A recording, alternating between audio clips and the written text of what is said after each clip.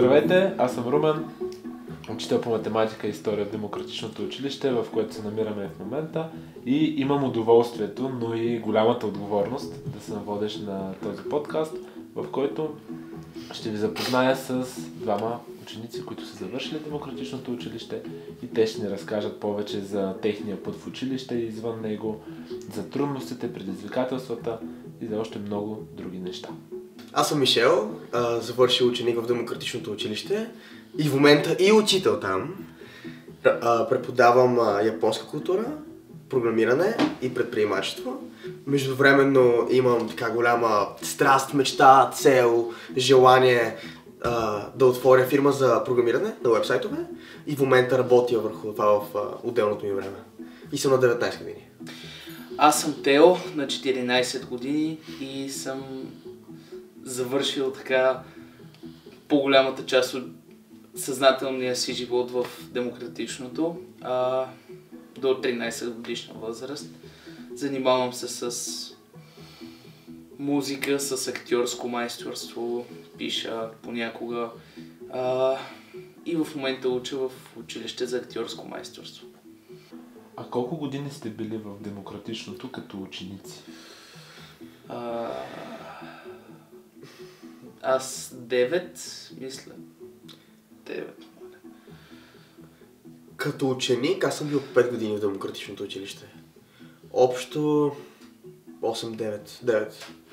Следващия логичен въпрос е: вие сте завършили ученици и кога напуснахте училището и поради какви причини?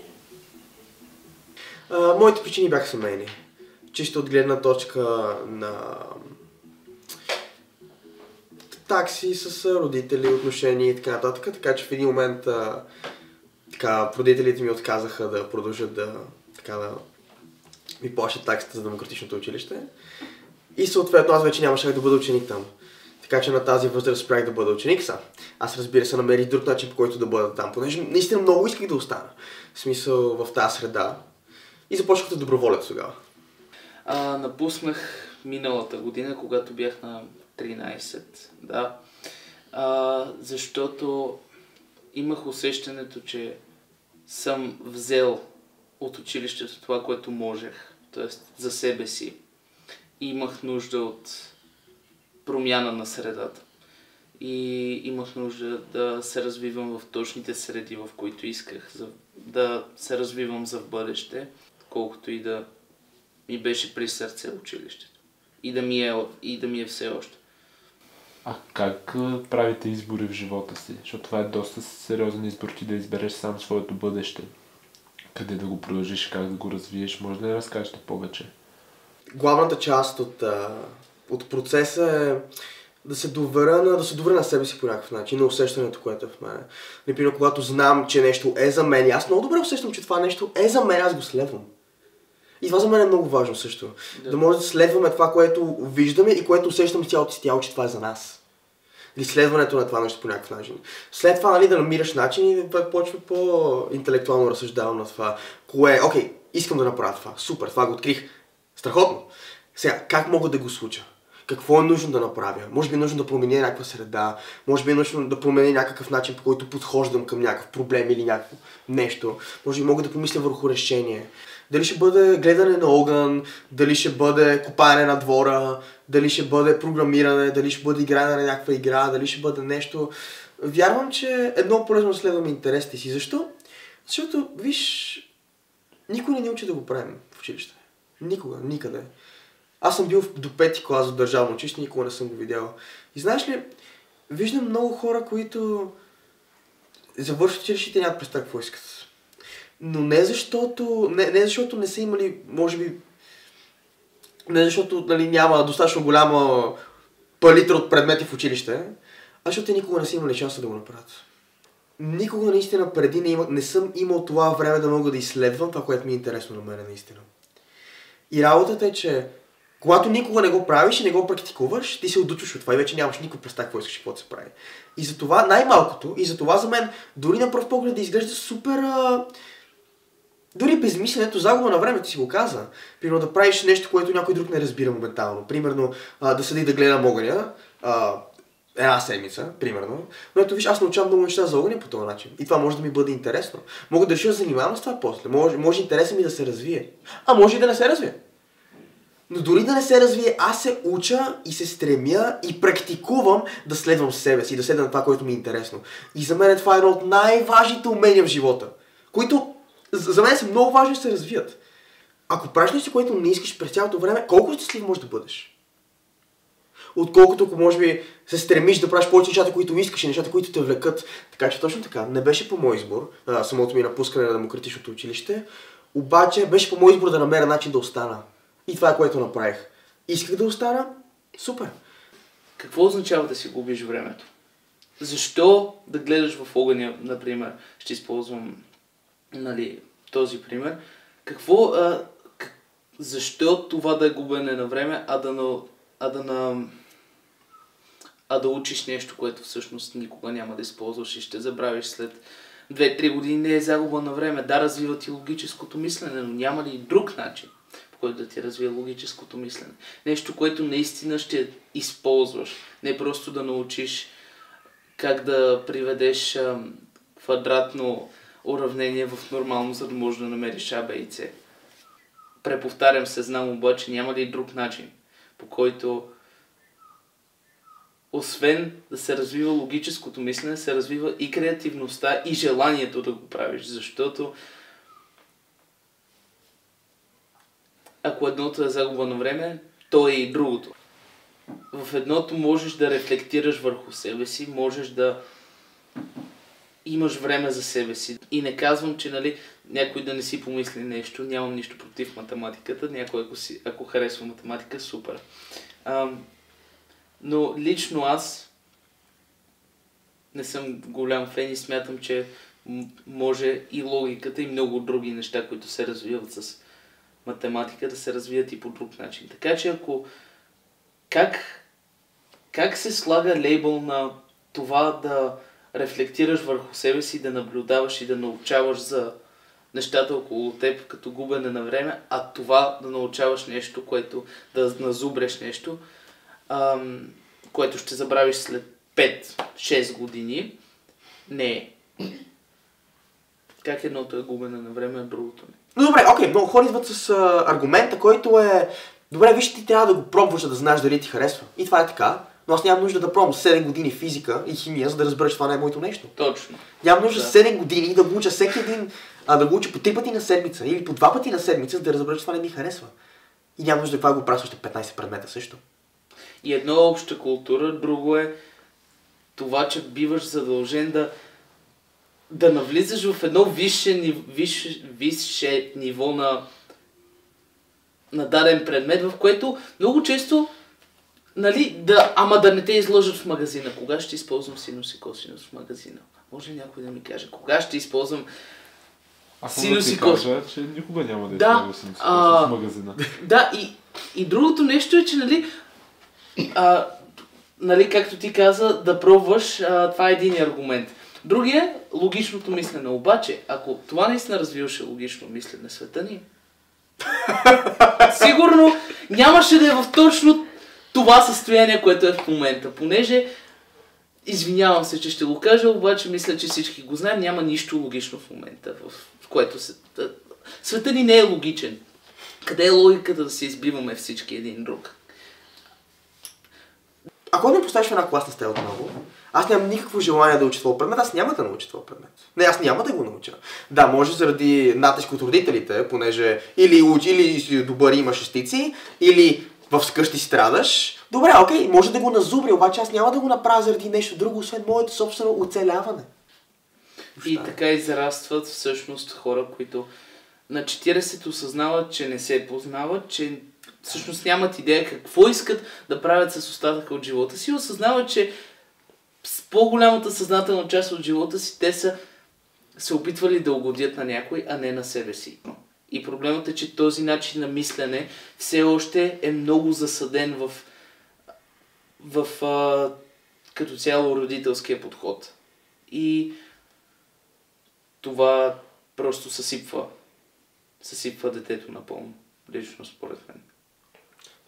Човешкият организъм като цяло, между другото, е и настроен, че когато ти си заплашен, когато ти си насилен, когато ти си в позиция на направи го, иначе много лошо ти се пише, младежо, тогава, нали, то звучи малко очевидно, но ти не си отворен към учене, окей? Ти не си отворен към абсорбиране на информация.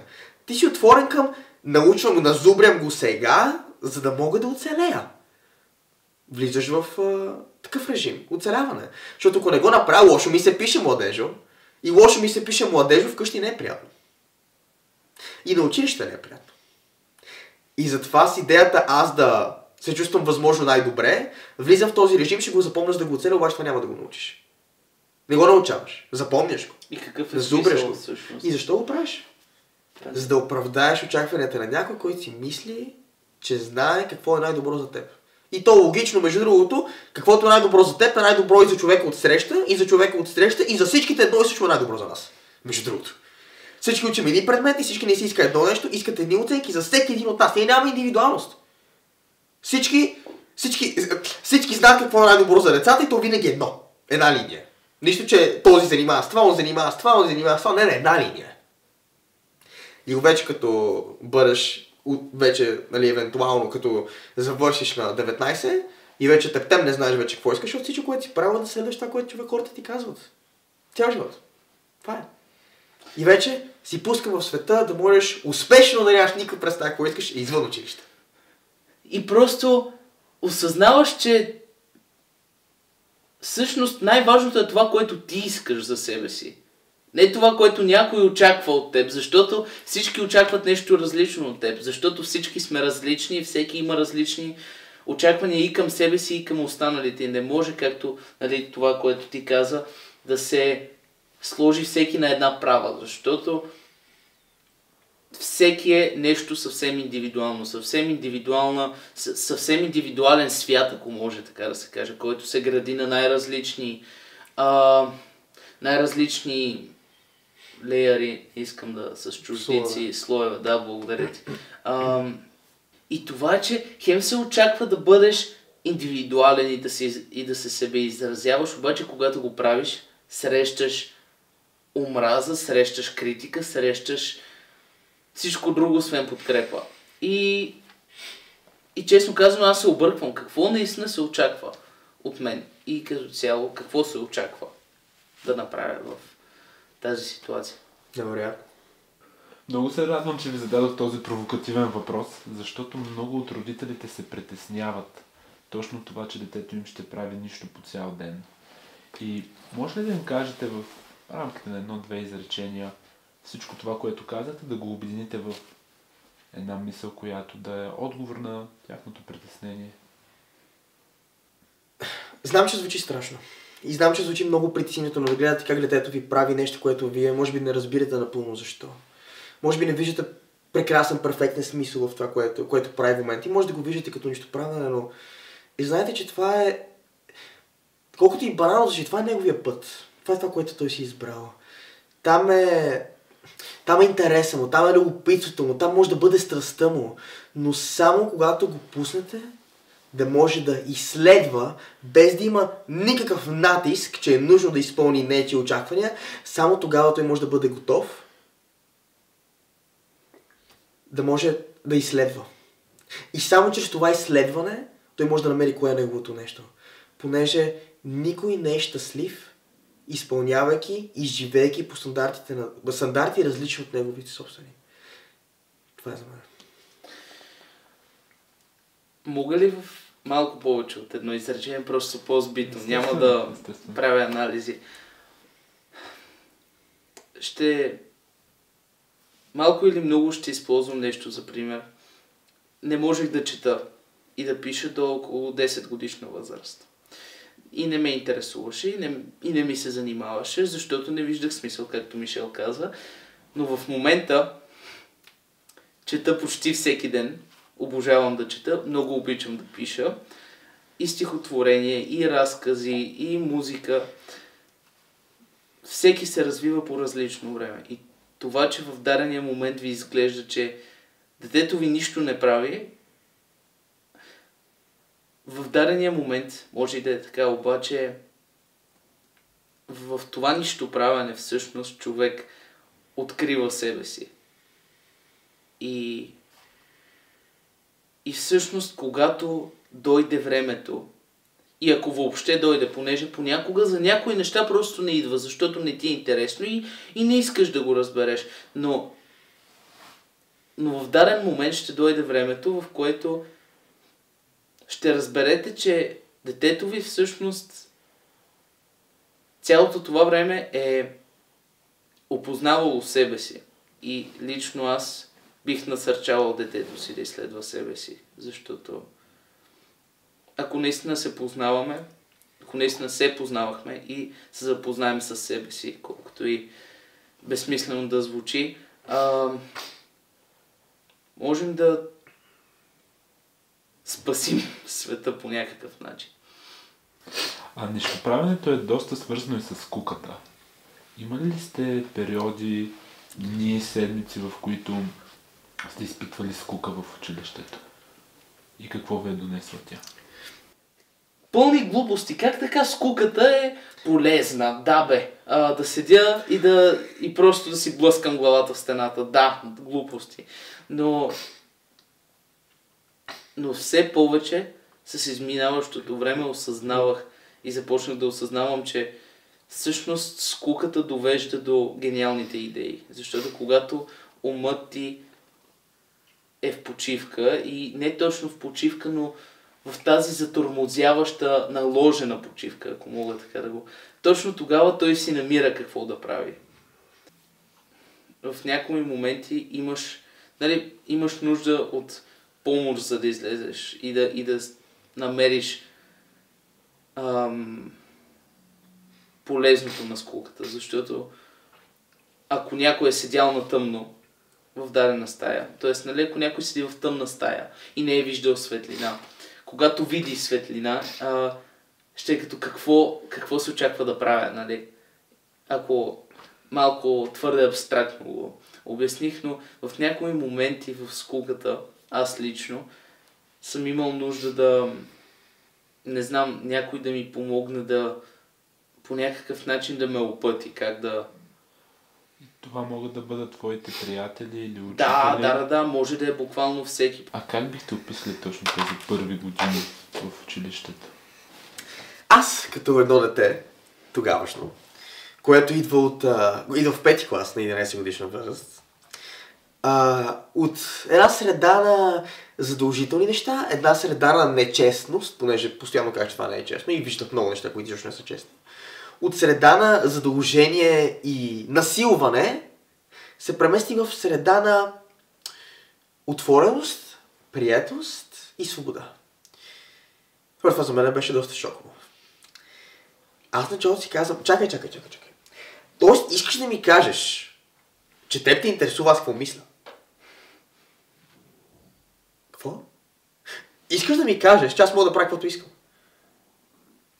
Искам само тук да направя една граница. Има разлика между свобода и свободия. И тя е много силна. Въпреки, че на моменти за някои хора може да строи малко тънка. И границата е следната. Свободата представлява за мен ти, като човек, като личност, да правиш каквото ти е на сърце до момента, в който взаимодействаш негативно с свободата на хората около теб.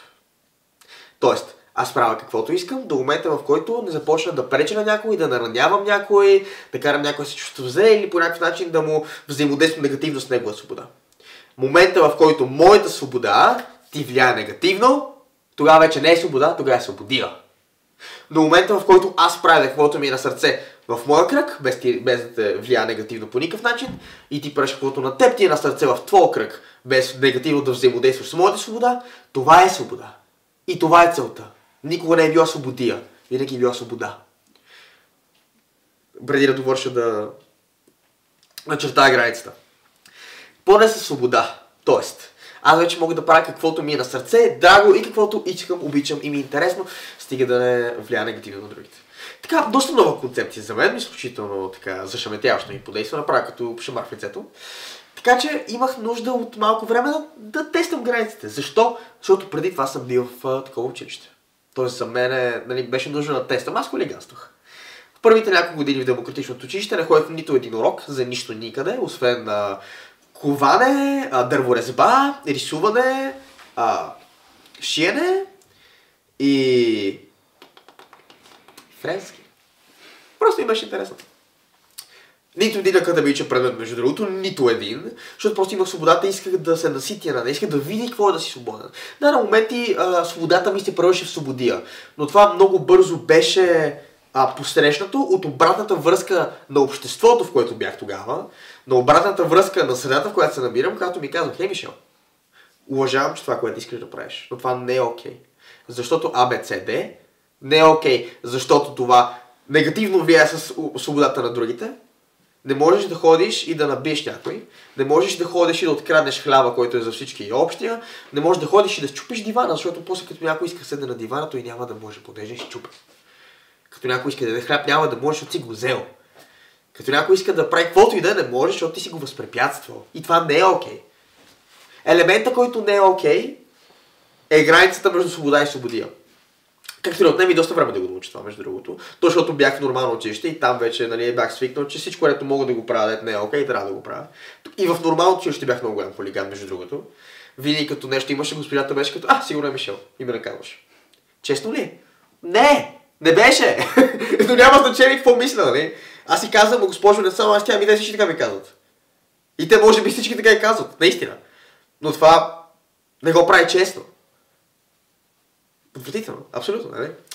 Така че да, за мен беше време, в което правех нищо, в много сериозни кавички, за да така гледаше за другите, докато всъщност се науча как аджиба мога да общувам с хората нормално, защото аз не знаех. Как мога да изразявам себе си по начин, по който не взаимодейства негативно свободата на другите. Аз не знаех какво искам, камо ли как да изразявам. Как вече? Самото изразяване. Как да се следвам. Имах свободата да откривам какво ми е интересно, какво искам да правя, какво ме интересува. Можех да усетя някакъв вид честност. Защото беше честно. И аз даже влизах в тази система. Имаме система, която е за когато някой нарушава някакви правила, когато интерактираш негативно с свободата на другите. Има тогава система за последствия, която ти дава обратна връзка, която може да се научи. Аз бях част от тази система. И за мен това беше много добър опит. Така че по някакъв начин научих да се следвам, да взаимодействам с другите, да намирам каквото искам реално, да правя, да изследвам и междувременно и да научих толкова много неща, които много ми харесват и реално използвам в живота. На 19 години не съм спрял. Дори в момента. Аз говоря. Изразяване дори. Така че да, за мен първите години бяха много жестоки и за хората около мен бяха жестоки, съжалявам хора. Това беше, но можех да претърпя една много сериозна трансформация, метаморфоза, ако искате го наречете, от пашкул сякаш да изляза. И всъщност истински аз, това, което съм, това, което обичам, това, което искам да бъда, всъщност да излезе от Мишел, който постоянно се защитаваше, понеже мисли, че всеки му мисли лошото.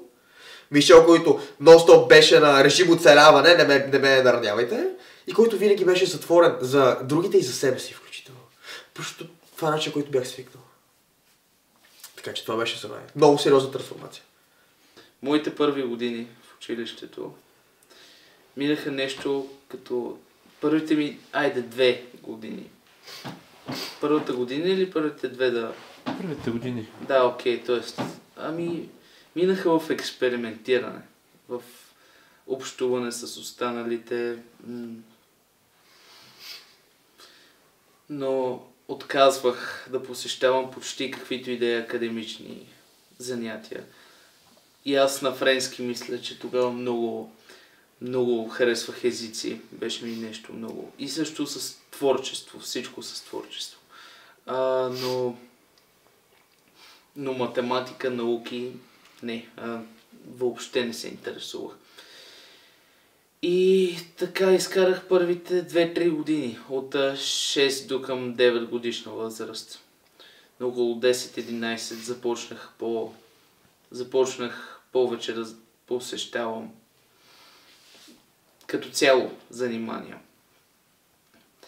Извън проекти, извън творчески проекти, крафт, такова нещо, с което да си произвеждам творчески като цяло.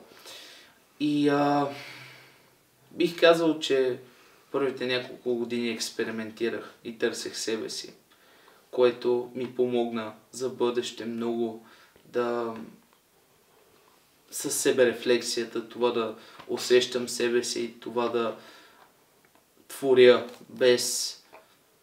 Нали, границите като цяло, това го казвам малко като обяснение на това, което след малко ще кажа. Границите, да, има ги, обаче няма как да се намериш в границите, ако не ги прескочиш в някакъв момент и не видиш, ето тук вече и за мен не е окей. Тоест не е окей да прескачам, защото, нали, вредя и на себе си. Нали, не говорим от обществена гледна точка, говорим, че извън тези граници не помагаш на себе си. И тези 3-4 години ми помогнаха да се намеря в средата и да опозная себе си, така че да мога да експериментирам повече с креативността си, с себе си като цяло. А ако направиш паралел с твоите последни години в училището? Последните ми години в училище, говорим преди да стана учител, т.е. нека вземем от 14 до 16 годишна възраст. Това бяха моменти, в които тъмън минах моята бунтарска фаза на откриване и тестване на граници. И вече откривах повече себе си. Тогава открих за програмирането, че обичам много да го правя. Интересното е, че понеже никой не ме натискаше да уча академични предмети, да влизам в тях, някои от тях в някакви моменти ми станаха интересни. Примерно математиката. В този период между 14-16 годишни много харесвах математиката. Много. Наричах се мастери на дробите. Много ми харесваше. И на степените. Много, много обичах.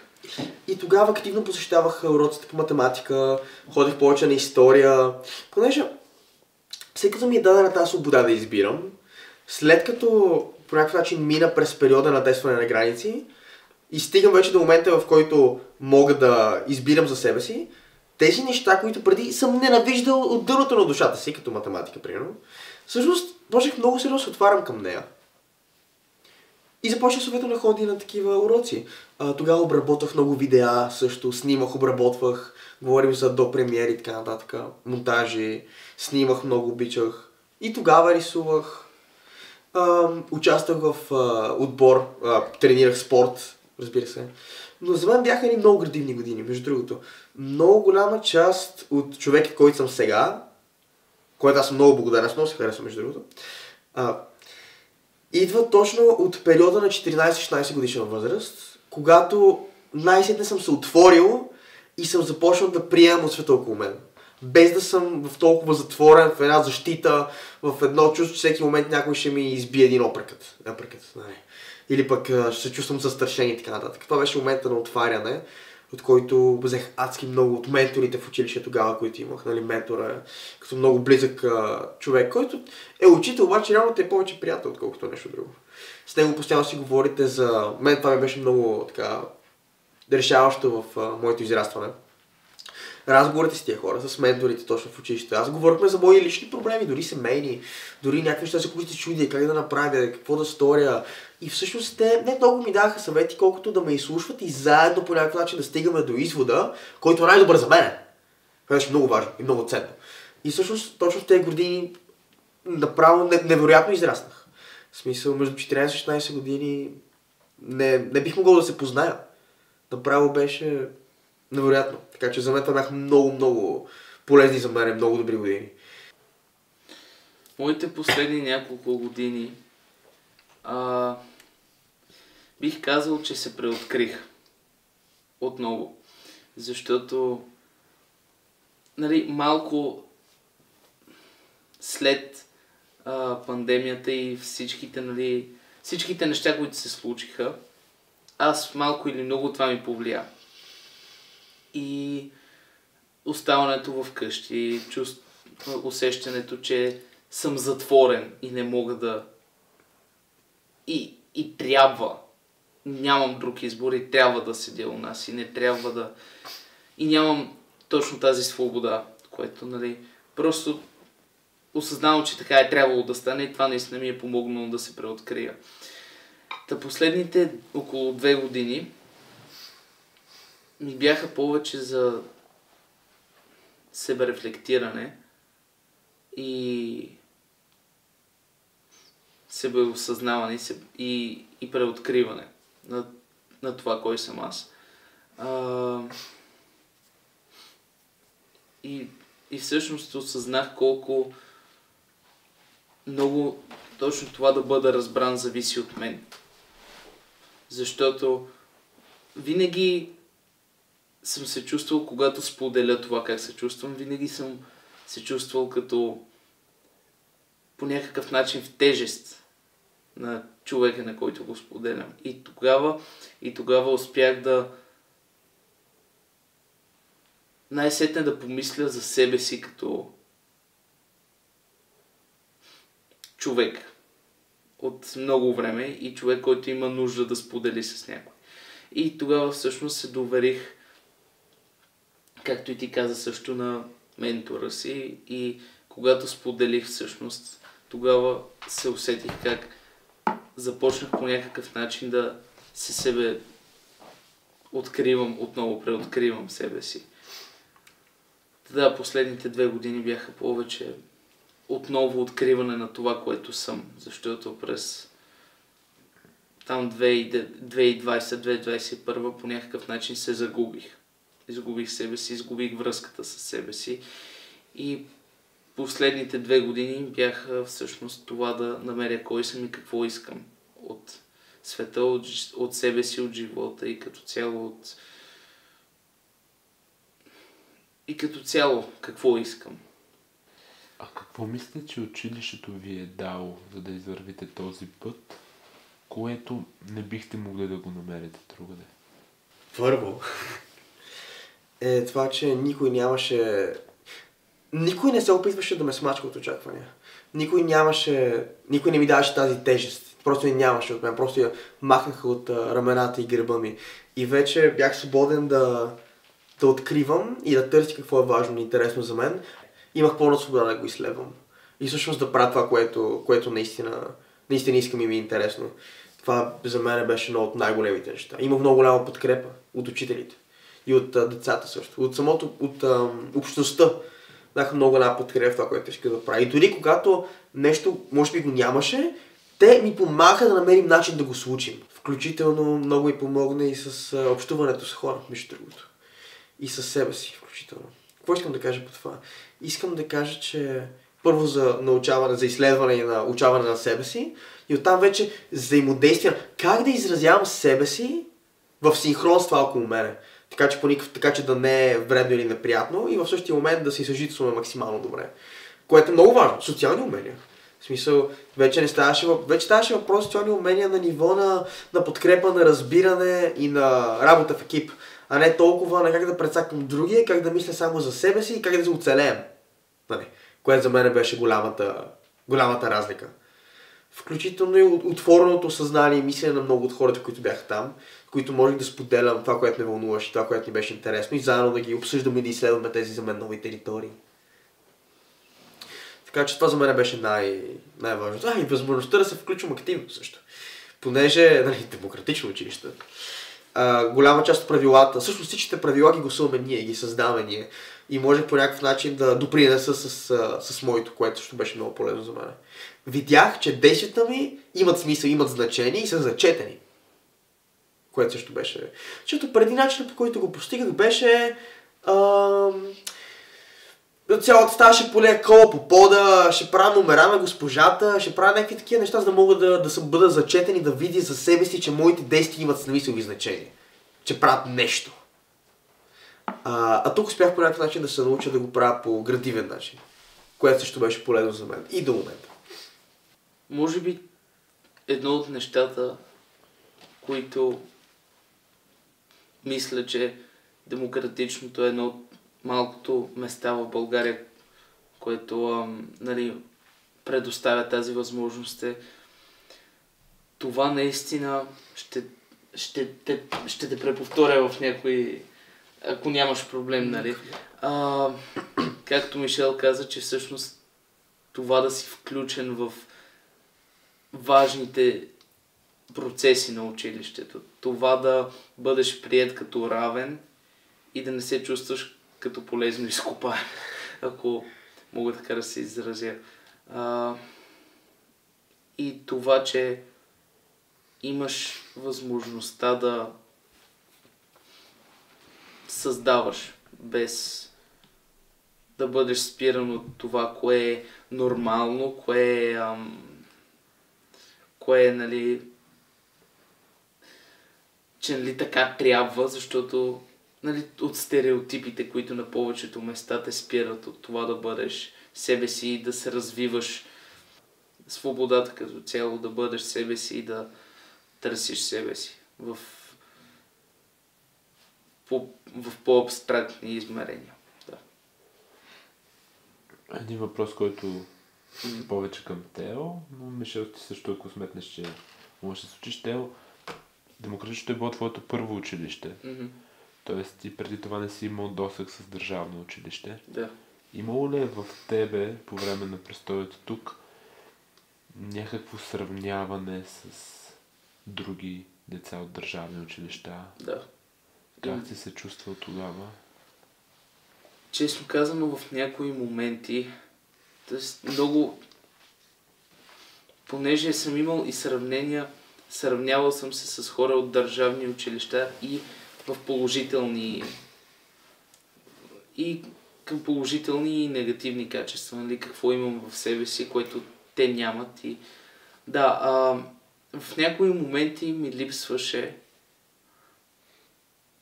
това усещане, нали, когато някой каже, нали, имам да си пиша домашните, нали, за понеделник, не че исках да пиша домашни, просто усещането, че това е някакъв вид обща тема с дадения човек и, нали, дадено усещане, дадено преживяване, което в някои моменти се чувствах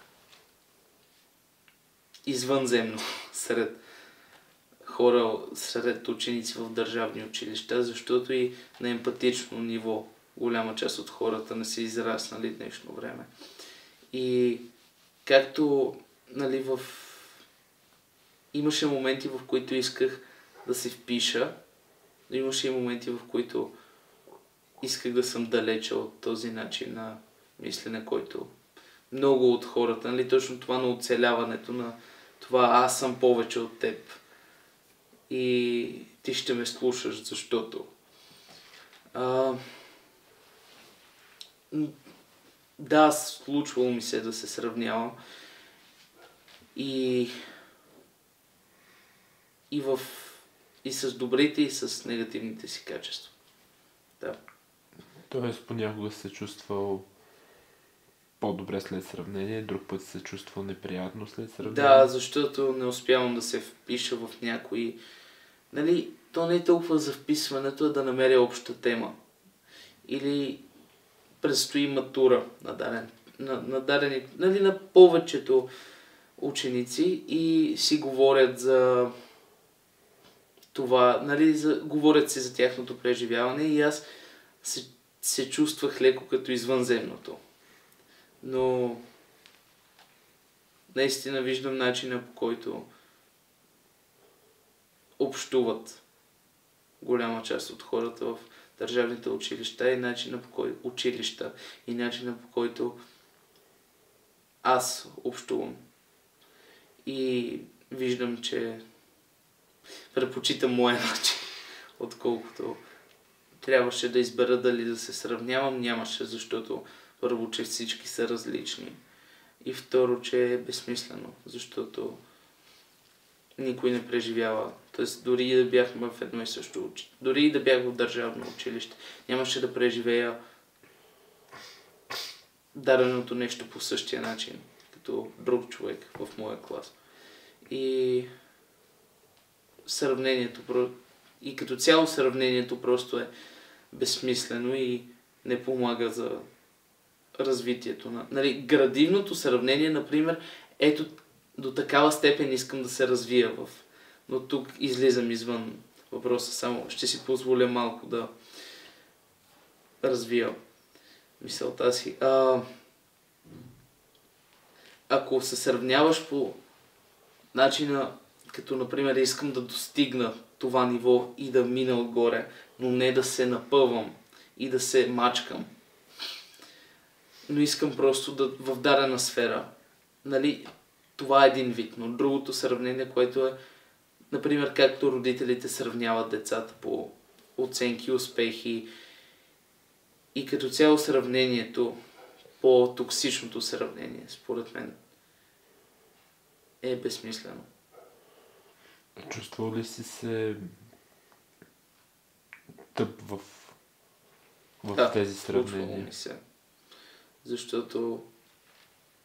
Но то е повече пак обществено мнение, за общественото възприятие за тъп. Че в някои моменти, че не съм толкова добър по науки и като цяло по точните науки. Когато и то не е толкова, че аз съм се чувствал тъп, а в много ситуации поради несигурността на човека срещу мен е тръгвал да ме напада с това, че съм тъп. И оттам идва цялото това усещане, че отново, нали, на недостатъчност. Че не си достатъчен, че не си достатъчно, или какво си. Да. Тоест това чувство, то е събудено отвън. Да, всъщност до голяма степен това чувство наистина идва отвън и от несигурността в мен, която се създава от хорското мнение, понеже аз много се влияя от чуждото мнение, което мисля, че успявам да променя вече. И се радвам. Че... Заради това, че си извън стандартите на някой друг, аз да. си по свои стандарти, ти в очите на някои хора. Съм странен, съм необразован, въпреки че по някои теми може да поспорим и ще... Да, няма да навлизам в... Етикет залепен от някаква част от обществото. Да. А докато си бил ученик тук, като изключи може би последната година, в която ти реши да направиш твоята естествена крачка, имал ли си друг период, в който си искал да пробваш в държавно училище, да видиш как е там? Имало е моменти, в които ми е било интересно да видя какво е. Но не мисля, че е било... Мисля, че е било просто като моментно чудене. Увлечение. Да. Моментно увлечение. Защото наистина виждам много от хората, които с... Нека кажем, не на 100% емоционално интелигентното си поведение. И просто се усещам много далече от тези хора и не искам да съм близо. Винаги това ме е държало далече от идеята за държавното училище. Тази несензитивност, която проявяват повечето. Не повечето, защото не искам да категоризирам, но точно това оцеляване те прави дебелокош. И в по-неокей смисъла на думата. Но след като някой дете напусне демократичното училище, примерно на 14, 13, 14, 15 годишна възраст, то няма никакви проблеми с това да се впише, което съм забелязал. Прави си приятели в нормалното училище, всичко му е точно и по никакъв начин не се чувства като екстрата. В смисъл, не се чувства като все едно излезе от някаква утопия и отива сега в реалния свят и не знае къде се намира. В смисъл, винаги такива хора съм ги виждал, отиват една, две, три седмици, моментално или един месец, нали, колкото им е нужно, и моментално си намират приятели, по никакъв начин това не ги десоциализира. Това съм забелязал аз. А в новото училище имах такъв проблем дълго време да се отпусна, но не бих казал, че се дължи на това, че излизам по някакъв начин от утопия, нали? Защото ако се замислим, да, вижда се като утопия, защото това разбиране един към друг днешно време почти го няма. Даже на повечето места не си окей, ми оправяй се, мен какво ми пука. На мен ми е добре. Нали? Не ми е приятно на улицата. Супер, че не ти е приятно, на мен ми е. Ще те претрепя, ще те прецакам, защото на мен ми е. Мен какво ми пука, че на теб не ти е приятно. Всъщност да, в някои моменти ми е било доста трудно да се впиша в нормалния свят. Нормалния свят, защото това не трябва да е нормално. Защото наистина това разбиране в много моменти го няма. Но когато знаеш как да подходиш към хората, е много по-лесно да се справяш с не толкова емоционално развити хора. Защото знаеш как да реагираш, така че да не му отвръщаш със същото. И да не се връзваш на провокацията. Да. Мишел, ти изпитва ли си такива чувства в сравнението си с други деца за непълност, за специално израза тъп, който доста често се използва? Всеки път, когато... Разбира се, моето тогава сравнението беше много негативно към държавното училище по-скоро. И всеки път, когато някой ми каже, ама ти примерно не знаеш кой е този и този, по история примерно, или не знаеш да направиш това и това уравнение примерно, и моят отговор винаги е бил, и ти няма да знаеш след 5 години. В смисъл, не ме интересува и теб не те интересува, разликата е, че ти си го научил и ще го забравиш, аз не съм го учил. И съм използвал това време към нещо друго, така че винаги към нещо, което ми е интересно, така че не съм се чувствал тъп. Извинявай, също много се дразни, когато някой тръгне да обяснява как в демократичното никаква обща култура.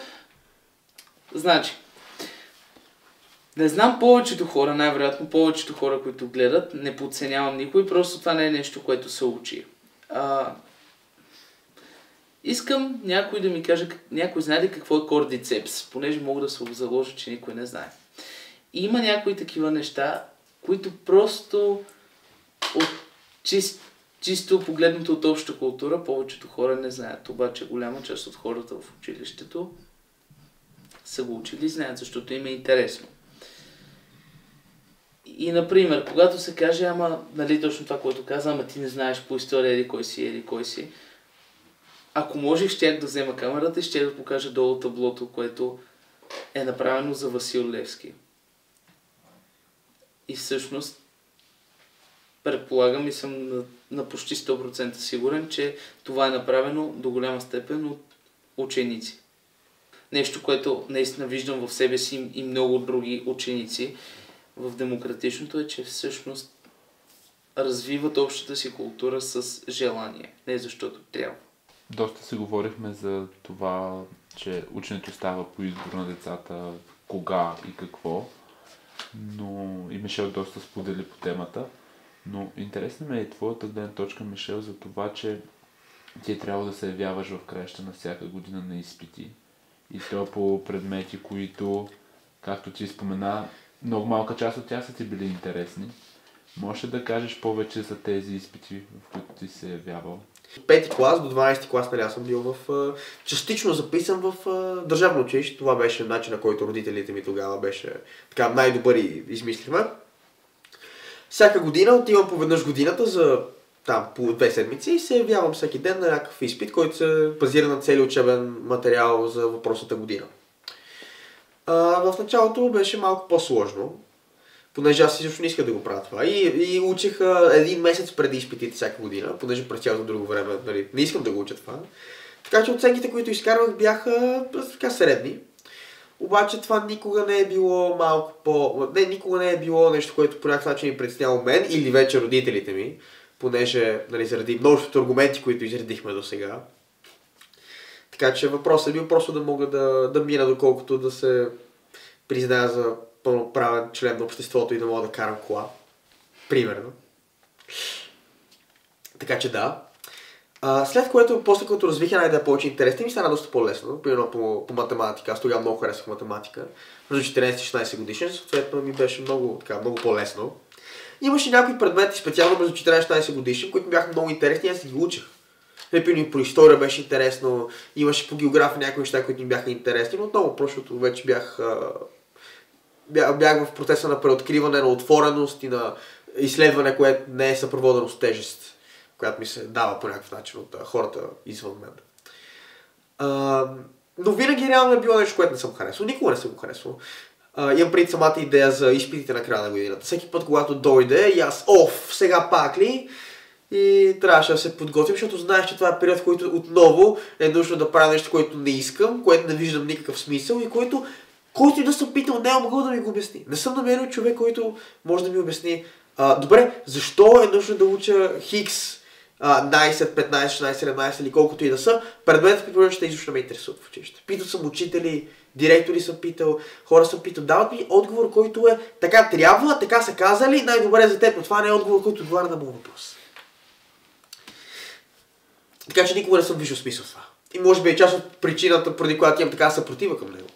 Нали, към по-екстензивното по начина, по който уча в момента. Стигам преди точно. По моментната ни сегашна система. Да. Не ученето, като цяло разбиване, нищо общо. Винаги ми е тежало, малко или много. И в един момент толкова много ми писна. На момент само съм се подготвил. Вкъщи, включително и в училище. Но вкъщи, за да е по-интензивно, защото аз го правих един месец преди теста, нали. Така че да. Но толкова много ми беше писно и толкова много изобщо ми хареше така да поддържам тази връзка с тази система, която имах, че накрая, като бях на 11 клас, реално, реших, че изобщо няма да занимавам с това повече. И да свърши възможно да е бързо. И тогава реших да взема 11 и 12 клас в една година. До рамките на една година аз взех 2 класа. Реално. И завърши на 18 годишна възраст. Аз съм почнал на 7, така че трябва да завърша на 19 годишна възраст. Две причини. Една причина от това защо реших да го направя беше защото по някакъв начин изобщо не исках вече да го правя. И защото през този месец и нещо, през който беше нужно да се подготвям за изпити, не можех да правя нещо друго, което харесвам. Това за мен беше много тъпо. И в училище не съм ходил даже. След като станах учител, говорим. След 16 годишна възраст и на училище не съм ходил, за да мога максимално да се подготвим, нали, защото тогава бях учител, не ученик вече. Това беше много неприятно. От друга страна реших да пропусна, така да взема 2 години за една, за да си докажа, че мога. И рано го направих. Взе ги, получи ми се и тогава за което съм много, много благодарен на себе си и се кефа, че се случи. Първо, каква е силата на вътрешната мотивация, която е задействана от такава цел, която искаш да постигнеш. И всъщност, как дори 2-3 години да учиш нищо, което аз тогава правех. 2-3 години да науча нищо. Не съм влизал в нито един час, говорим. Даже може и 3-4 години да са били.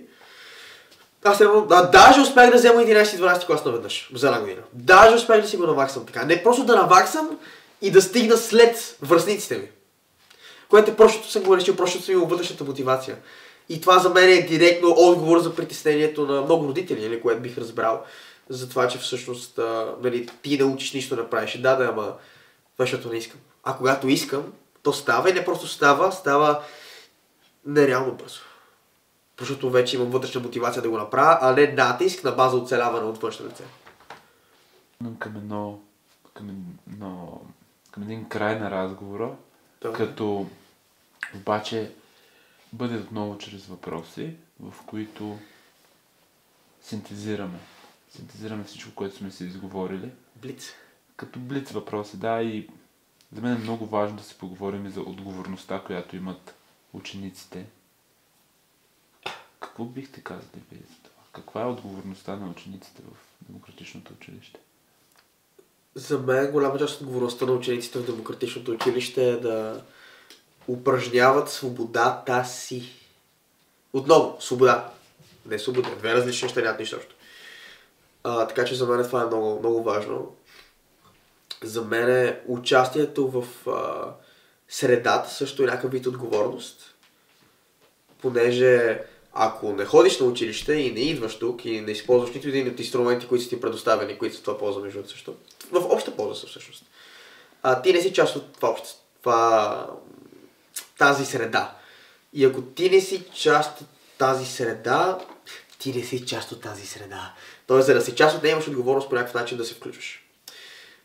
Това може да бъде по най-малкото да присъстваш. Добре е да си тук. Така че това е един вид отговорност, който е написан, че го имаме.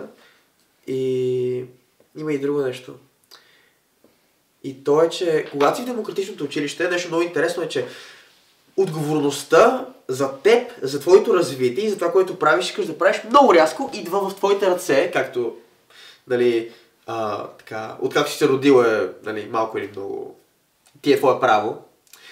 отколкото да влиза в ръцете на хората, които ти казват кое е добре за теб. Тоест, твоята отговорност е, ако аз не уча английски и да влиза в нито един час по английски, аз няма да знам английски. Ако науча английски, няма да знам английски. И това е отговорност, която поемаш. Ако не влизам в нито един час, аз по тези предмети няма да знам нищо. И това е отговорност, която минаваш. И я носиш, и я поемаш. Ако аз реша, че днес искам да щупа този диван, окей, аз ще го направя. И най-вероятно не може да ме спреш. Може да избера време, в което си тук, както и да е. Въпросът е, че после поемам отговорността от това, окей, аз съм го щупил, аз ще го правя. Аз съм направил това, аз ще по някакъв начин поема отговорност за моите действия. И това е нещо много силно, което много сериозно се набляга в демократичното.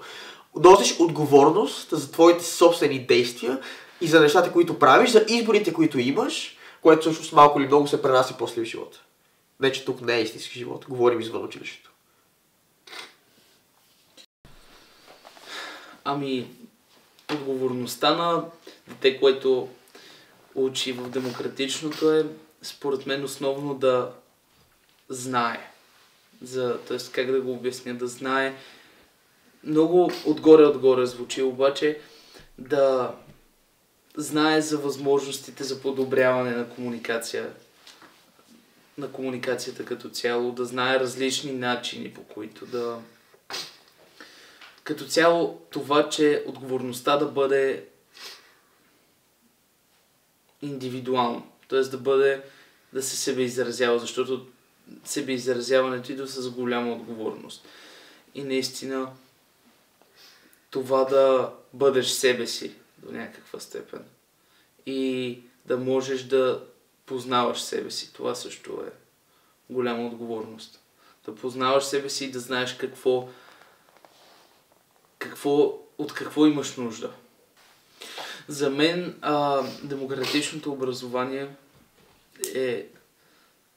наистина ми харесва това, че тази свобода да бъдеш себе си, но все пак границите, които ти помагат на уважение, границите на самия човек. И като цяло това, че се концентрира върху теб като човек. Не толкова като ученик просто. Много добра добавка. Може ли да се вярва на децата, че могат сами да избират какво и кога да учат? Ако ти не знаеш какво искаш да учиш, кой да знае? В смисъл? Не виждам защо е нужно да се прави, силно казано, такава дискриминация дори. В смисъл, да, може би няма от момента на как съм на 10 години да мога да ти кажа какво искам да работя като порасна, но мога да ти кажа какво искам да правя в момента. И за мен това е нещо, което си струва да се уважи. За да може по този начин детето да се научи да следва себе си. След какво е най-добро за него и съответно да открива какво иска. Но за да го направи това и за да развие това умение и качество, то е нужно да има доверие и нужно да му бъде предоставена тази възможност и тази свобода да изследва и да опитва. Лично според мен да, защото точно това, тази интуиция, това вътрешно усещане, всеки знае. Тоест, дори и да не знаеш какво искаш, знаеш горе-долу какво те влече, ако наистина се запиташ и понеже децата, лично според мен, не са толкова осквернени, как да кажем, от хорското мнение и слушат повече това, което докато не им е набито в главата, че трябва да слушат обществото. Всъщност имат по-голяма възможност да чуят себе си и да усетят усещането си. Така че да, в повечето случаи, според мен. Може да не се съгласят някои хора с мен, но да, трябва да се гласува доверие, но да има ментор, нали, все пак, който да му помага да... Понеже понякога не усещаш себе си на 100%, някой, който да съпътства като спътник на детето. И по принцип като цяло събеседник, който да му помага да рефлектира повече върху решенията си, върху програмата, върху самия себе си, да ти помага да разбереш, да се самоопознаеш. Точно заради това всяко дете в демократичното има ментор, който да го подкрепя в такава нужда. Да. Абсолютно, аз съм много съгласен с Тео. Има и друго, че за дете само фасилитира по някакъв начин неговия учебен процес на по-така високо ниво. Нали, говорим академично особено учебен процес. Е нужно да е малко по... Това, което съм забелязал по моя опит, ще се случва малко по-напред с възрастта. Вече при тинейджерите и така нататък. Дори при тях и по-рано със сигурност, вярвам, че е много добре, даже в моменти е нужно да има това присъствие, дали ще е менторско, дали не. Да. И дори не за да му напомниш толкова много, дори просто да те има, просто да си с него вътре в процеса. За подкрепата. Точно. Да. За подкрепата. Ти искаш да правиш това, добре, айде да отидем и да го направим заедно. Ти ще го правиш, добре, аз ще седя до теб и ще те подкрепя за твое начинание. Mm-hmm. И точно чрез тази подкрепа детето се чувства поощрено да следва себе си, да изследва и после, когато съответно стане малко по-голям, малко по-самостоятелен вече като тинейджер и така нататък, вече може и само, по моя опит, да фасилитира неговите учения. Какво бихте казали на родителите, които се колебаят дали да запишат своите деца в демократичното? Ами не е лесно, защото първо, че гласуваш доверие на детето си и трябва да се отпуснеш и да осъзнаеш, че детето, като всеки човек има собствени желания и ти не можеш да... Ти не си него и трябва просто да се отпуснеш и да вярваш повече на детето си и също така да повярваш, че има и различен път и различен начин. Да. Абсолютно, понеже много от родителите те са израснали точно по системата и за тях съответно вярвам, че е много различно и много чуждо. Да видят, той има друг вариант. Така че това, което аз би ги съветвал, особено ако имат някакви съмнения, поинтересувайте се хора, прочетете. В смисъл, може да видите, това не е нещо, не откриваме топлата вода в България. Това е демократичното учене практика, която се случва от буквално стотици, 100 години всъщност, 100 и нещо. Из целия свят. Това може да е Германия, Полша, Америка и там се случват много повече време и се случва много по-голям мащаб. Така че, вижте, проучете, може да бъде различни демократични неща, какви са ефектите, как чувстват хората, какво казват за мястото, може да бъдат родители, вижте тестимониал се нарича, в смисъл някаква обратна връзка от хора, които вече са били в тази среда, ако имате някой приятел, супер, а може да прочете някаква книга, някакъв хек, невероятни са. И след това, ако резонирате с това, което виждате, тук, и това ви прави смисъл, просто запишете се на среща. В смисъл, чуйте се с хората тук, вижте как се проверете място, дали е окей. И ако вече ви съвпадат на вашите вярвания и вашите ценности, страхотно, открили сте мястото. Ако не, това е напълно окей. Напълно окей. Така че моят съвет е точно повече проучване на тази тема и съответно, ако мога да види за какво става въпрос. И още нещо, нормално е, т.е. точно този страх, да преобладава, понеже е нещо ново, нещо, което повечето хора не са запознати. Но промяната идва от експериментирането. И заради това експериментирайте. Колкото и да ви е страх, наистина обсъдете го с някой, както Мишел каза, проучетете, направете си ресърч и не се страхувайте от новото. Точно. Проверете. Какво бихте искали да кажете на децата, които искат да бъдат част от демократичното училище? Когато влизаш в системата на демократичното образование, трябва да знаеш, че не е свободия, точно това е. И че е свобода с отговорност за тази свобода. Не може да... Свободата не идва ето така. Тоест трябва да... И когато всъщност дойде, ти трябва да знаеш как да не се превърне в свободия. Ако разбирате какво имам предвид. На кое се учиш тук също? Да. Аз много ви благодаря за този разговор. Мисля, че беше изключително ценен. Аз благодаря. И се надявам да продължим пак да си говорим по тази тема или по други подкаст. Благодаря, Румен, беше много, много приятно да говоря като цяло за това, да ги развиваме тези теми с теб, така че е много готино. И също така и последно нещо за хората, които го гледат, е, че ако искате по някакъв начин по някакъв начин се интересувате от демократичното училище като цяло, сте попаднали на този канал, може да видите долу в описанието има линк, съответно към... това звучи супер комерциално.